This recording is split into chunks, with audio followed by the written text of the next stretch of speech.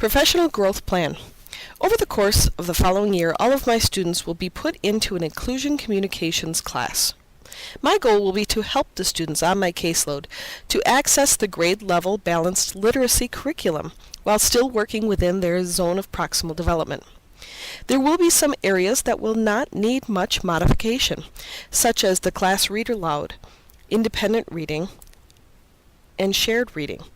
I will need to be more involved during some of the other components of the guided reading curriculum.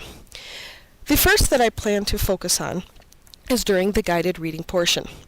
When students do reading groups, or when the entire class reads a book, I believe I will need to pull a select group of students to work with in a more intensive situation so they are able to acquire the skills their classmates are getting.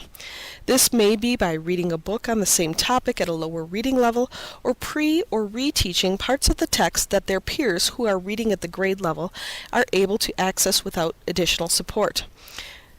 Another area in which I will need to work more intensively is with the students on their writing. Students who have the ideas and organization but lack the mechanics of writing may need to be taught to use speech-to-text technologies in order to express themselves fluently.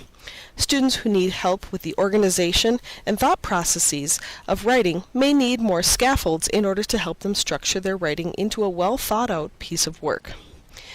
The third area that I will need to work on and modify for my students is the word work portion of the curriculum.